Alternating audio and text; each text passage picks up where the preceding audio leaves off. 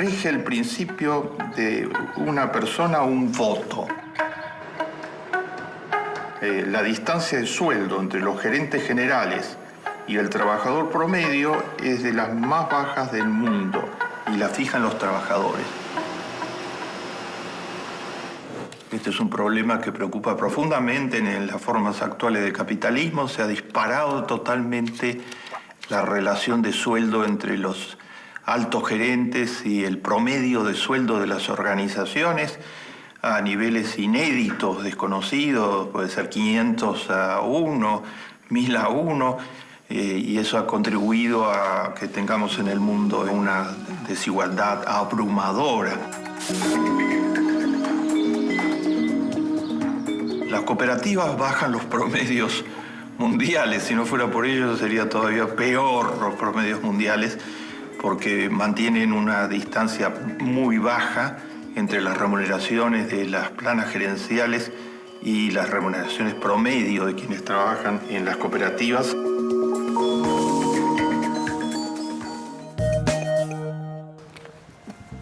Bueno, decías, Miguel, una cosa que me parece interesante que charlemos un poco, ¿no? En relación a cuánto hace falta ir a contramano de lo que parece ser el discurso hegemónico a la hora de pensar la economía y la vida cotidiana, para entender cuánto en riesgo estaríamos poniendo si atentamos contra las mutuales, si atentamos contra las cooperativas. Y me parece que ahí hay una cosa que tiene que ver con el sentido de vivir solidariamente y generosamente en relación al otro. Esto que decías vos, ¿no? De que pagar menos, unos pesos menos el agua, o que por pagar unos pesos menos el agua uno termina aceptando que echen a 300 trabajadores, es como un atentado a uno mismo. Es toda una ¿no? conciencia. Fíjese, ahora Córdoba estamos viviendo esa conciencia. Por ejemplo, yo conozco cooperativas de taxista o de remise, que tiene una lógica, cooperativas de trabajo, etcétera, y ahora viene Uber, que uno no conoce quién es Uber, dónde está Uber, qué responsabilidad tiene, que no asume ninguna responsabilidad laboral, que no se hace cargo si la persona tiene un problema de enfermedad para darle licencia por enfermedad, y empieza a aparecer este nuevo capitalismo que es muy peligroso, que es el capitalismo de la finanza y virtual. En este momento, la línea hotelera del mundo, donde se hizo inversiones, se tuvo a hacer el hotel, depende de Booking. ¿Y Booking? Claro. ¿Quién es Booking? No tiene un solo hotel a su nombre. Tiene toda la industria del comercio, depende de Amazon, y Amazon no produce ni una aspirina. Este nuevo capitalismo es peligrosísimo, primero porque es no multinacional, es anacional. Porque el multinacional dice que tiene varias naciones donde está, acá es anacional, no tiene nación, no tiene nombre, no se responsabiliza de nada. Entonces van a tener que empezar a tener ISOs 9000, pero sociales. Es decir, yo compro esto en la medida que no dejo desempleo. Compro esto en la medida que doy sentido a un país, porque si nosotros no tenemos mercado interno, si no tenemos producción con sentido nacional, e indudablemente una educación pública, gratuita y de calidad, no hay posibilidad de dar salida. Parece mentira que los sectores más desposeídos, su permeabilidad social depende del narcotráfico, es inaceptable.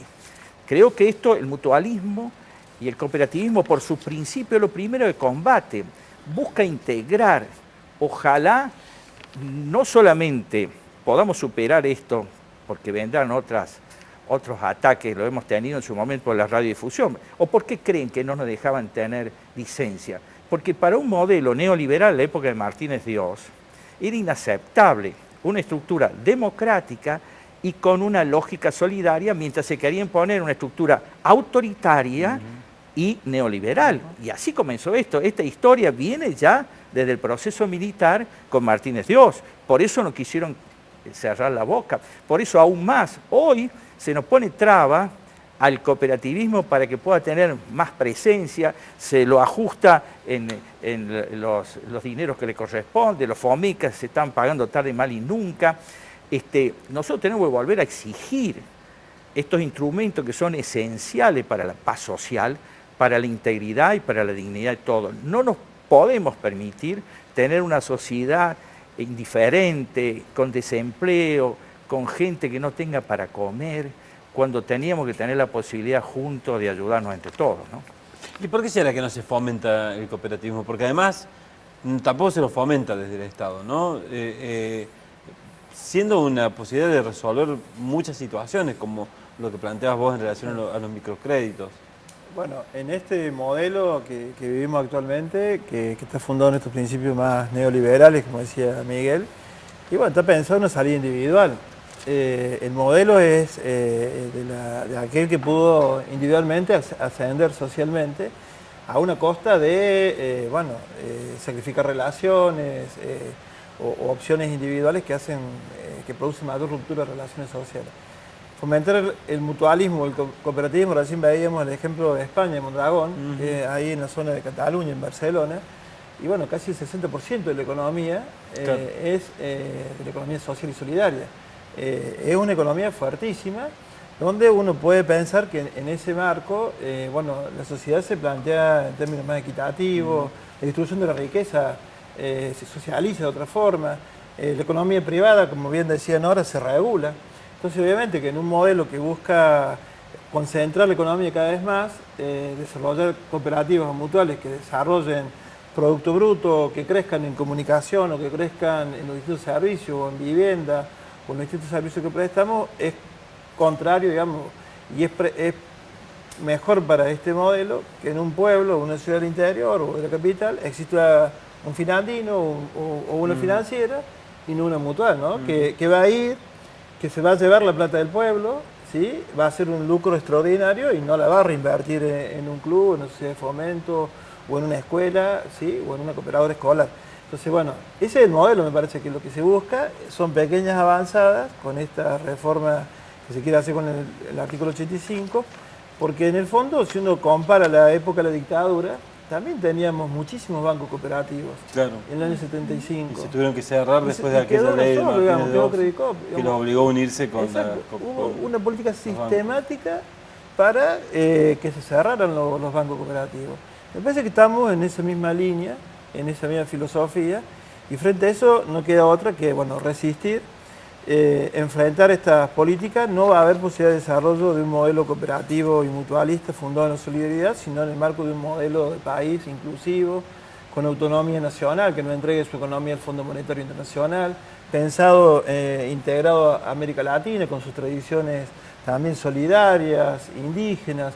Nosotros pensamos que la alternativa de pensar el cooperativismo y el mutualismo y todas las formas organizativas y solidarias que se han ido generando no se pueden pensar sino en el marco de un proyecto que las incluya y las desarrolle en este contexto, ¿no? No, sí, decime. No, pensaba,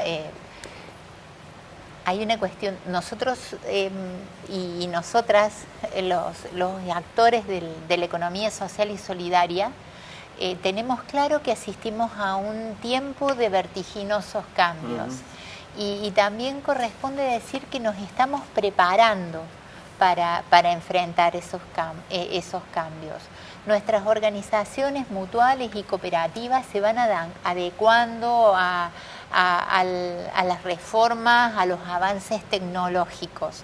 En esto quiero recuperar todo el trabajo que venimos realizando para poder prestar nuestros servicios con excelencia en la calidad. Recién el doctor hablaba de la certificación de normas.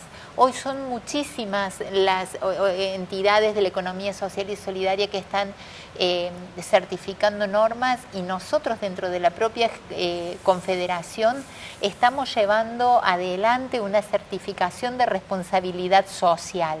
Nos estamos ocupando de adecuarnos a esta vorágine. Lo que ocurre, Dante, es que nuestra lógica, vuelvo a insistir sobre lo mismo, es distinta. Nosotros democratizamos en nuestro transitar. Cuando miramos, por ejemplo, la educación a distancia, yo decía recién, soy de Villa María. La modalidad a distancia en nuestra ciudad llegó y en nuestra provincia somos pioneros en el sector mutual de haber acercado la modalidad a distancia. ¿Y por qué lo queríamos hacer? Porque era la manera de democratizar la educación, de poder acceder a la educación. Entonces, en esta coyuntura, que es compleja, tengo la sensación de que estamos transitando un movimiento que se sostiene en sus bases, que es capaz de recuperarlo mejor. Y reitero, yo lo digo siempre con una mirada optimista, quizás no sea mi generación la que lo vea, pero estamos trabajando fuerte para conformarnos con una alternativa a la economía lucrativa de mercado. ¿Cuáles son los pasos a seguir de esta situación? El presupuesto se trata la semana que viene. Estaban en Buenos Aires representantes de las cámaras hablando con legisladores. Así es. ¿Qué expectativa hay con eso? ¿Se cree que se va a poder hacer caer el artículo 85? Nosotros tenemos mucha expectativa de que nuestros legisladores actúen y se ajusten a derecho, en primer lugar. ¿Los de Córdoba se han comunicado con ustedes? ¿Les han dicho algo al respecto? Veíamos que en el acto había un legislador santafesino y Martín Yarzola. Lo que por pasa Córdoba. es que Santa Fe, el gobierno de Santa Fe respalda el movimiento mutual y cooperativo. Estaba Carlos también y estaba Esteve. Ellos ya van a votar en contra. Bien. Ellos han explicitado que van a votar en contra del artículo. Pero el gobierno provincial todavía no se ha pronunciado formalmente. Bueno, el diputado Yarlora sí se explicó que él iba a acompañar al sector a solicitar la eliminación, que iba a trabajar en una contrapropuesta, lo hizo explícito delante de las más de 3.000 personas que estábamos el día viernes en Induclub. Lo ha manifestado, pero bueno, llegamos a la sesión y ahí estamos expectantes, trabajando, no tanto cooperativas como mutuales, los representantes de las confederaciones, de las federaciones, trabajando fuertemente en solicitar la exclusión. Miguel, te aprovecho al final, te voy a hacer una pregunta que tiene que ver con esto, porque digamos, si esto se sanciona en el presupuesto, seguramente habrá una presentación de las cámaras planteando la ilegalidad de esta situación, planteando que no corresponde hacerlo en el presupuesto, que hay que hacer una nueva ley. Eso seguramente servirá como amparo para que no se empiecen a cobrar los impuestos y muy posiblemente termine en la Corte Suprema de Justicia. Así es. Cuando pasan estas cosas en la Argentina, uno siempre termina mirando hacia ese lugar que podemos llamar la Corte Suprema de Justicia de la Nación, donde hay palabras que uno nunca sabe si están bien puestas allí, donde a veces 7, a veces 5, a veces 9 integrantes toman decisiones que son muy trascendentales para el futuro de la Argentina. En los últimos tiempos ha habido varios avances en relación a en contra de los jueces de diferentes lugares, de los jueces en contra de ciudadanos, y se ha abierto una grieta en la Corte Suprema de Justicia de la Nación con un enfrentamiento muy fuerte entre el expresidente Lorenzetti y el actual presidente Rosenkrantz. ¿Qué ves ahí cuando analizás como abogado esto que puede terminar ahí en algún momento? Ahí voy a separar dos cosas. Es ilegal y es ilegal. Bien. E insisto, porque bueno, nos tendrá que dar la razón porque va en contra de la ley. Mi preocupación en la Corte es que la nueva mayoría que tiene la Corte, Rosati y Rosenkrantz, son hombres que aceptaron violar la Constitución antes de asumir, porque aceptaron ser designados por un decreto de necesidad de urgencia. Y la doctora Hayton de Nolasco aceptó violar el artículo de la Constitución que manda que los jueces se vayan a los 75 años. Ya de por sí, eso nos deja preocupados. O sea, una mayoría condicionada. Claro, que a su vez estuvieron dispuestos ¿no? a acatar la Constitución que tiene que interpretar cuando no le era favorable a su criterio. Eso preocupa muchísimo. Una corte que hizo un escándalo como si se peleara el matrimonio en la boda de la hija, estando presentes los representantes de las cortes del mundo en un momento donde queremos tener al menos un país predecible, como dice el gobierno que quiere transitar. Imagínense quién puede creer esa predecibilidad. Con el agravante que por otro lado tenemos una componente del propio grupo del gobierno, como la Elisa Carrió, de todos los días quiere pedir el juicio político a Lorenzetti, pero nunca lo coloca. En el caso del ministro de Justicia dijo que lo iba a hacer después que era una broma y ahora lo ha concretado, incluso en abstracto, como si porque el ministro dijera que no es bueno que un presidente esté preso. Yo no voy a hablar en abstracto. pero acá indudablemente está buscando generar una conciencia que acá, si a Cristina Fernández de Kirchner no se la mete preso, no hay justicia, cuando en realidad ella no ha sido juzgada nunca, no hay ningún fallo, a diferencia de Menem, que tenía fallos prácticamente en todas las instancias, y se está obligando a querer detenerla por la detención misma, sin que haya ningún elemento objetivo que diga que ella no puede estar en libertad. Esto es muy grave porque esto significa que si un ministro de Justicia dice por lo menos que es un tema para evaluarlo, y por eso le va a costar el cargo, chao, se acabó, no hay predecibilidad jurídica. Y estamos hablando en temas que hacen al bien del país. Acá no se está pretendiendo de que no se juzgue lo que haya que juzgar, pero hemos visto que ayer, por un decreto de la vicepresidenta, se ha exculpado a todos los que intervinieron en el tema del correo argentino porque tiene que ver el presidente. Esto de que haya justicia para uno y no para otros, que a uno se le pague conforme el valor dólar y se lo resarza, y mientras tanto la sociedad no sabe si sigue con el empleo, con recesión, e indudablemente con imposibilidad de salir adelante, con trabajo o con energía puesta al país, es gravísimo. Yo creo que esto llama a una emergencia política, a un gran pacto social, porque esto así no puede seguir con esta lógica, ¿no?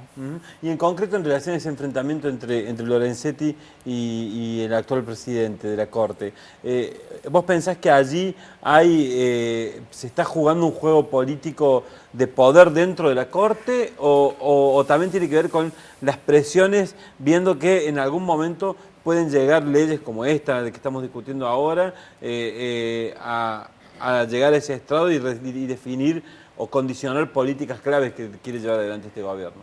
Todo eso análisis vale. Lo que pasa es que hay cosas de las cuales no se habla y que la ciudadanía no sabe, que son tanto más graves que esa, en lo que hace al ciudadano común. Los otros son peleas de poder producto del lugar donde hay poder, siempre hay roce, podría haber modalidades. Pero, por ejemplo, la que la gente no sabe, yo siempre digo que una sentencia de la Corte es como una salchicha. Que uno la ve y con mayonesa, un sándwich, en un picnic parece bueno, hasta que sabe cómo están hechas. Después no las come más. ¿Qué quiero decir con ese ejemplo? La gente no sabe que la Corte son 5 ministros, pero en realidad son 178 ministros, que son los relatores en la Corte. Claro, los que hacen, en realidad, la sentencia. La Corte saca 15.000 fallos al año, un promedio de 65 por mes, más o menos. De 65 por día, digo. Por día. Por día, lo cual quiere decir, si un día no fueron, ya son 130 al otro día, lo cual dejen claro que humanamente no pueden leer lo que firman, no digo nada, sea el caso. O sea, un día que se atrasan se juntan 130. Exactamente, pero el problema ¿cuál es en función de esto? En la pelea entre Lorenzetti y Rosenkrantz, Lorenzetti le dijo a Rosenkrantz que está generando miedo dentro de la Corte. Cuando reina el miedo se va a la justicia. ¿Por qué? Imagínense si uno es secretario relator de Rosenkrantz y otro es de Lorenzetti, que tiene que cuidar un cargo con el sueldo de juez federal o camarista federal, si antes para un caso concreto estaba dispuesto a lo mejor a estar de acuerdo con la tesis del otro, se alinea. Necesita buena relación con este y va a cambiar directamente el caso. Y a otra cosa, entonces imagínense qué garantía de justicia tenemos ahí. Bueno, muy preocupado me deja Miguel y Julio Rodríguez. Tenemos que preocuparnos. Muchas gracias por venir, Miguel. Gracias. Muy amable. Muchas gracias, Marcos. Gracias por la invitación. Muchas gracias, Nora. Muchas gracias. Muy amables. Muy amables. Nosotros nos reencontramos el miércoles que viene en una nueva edición de Debate.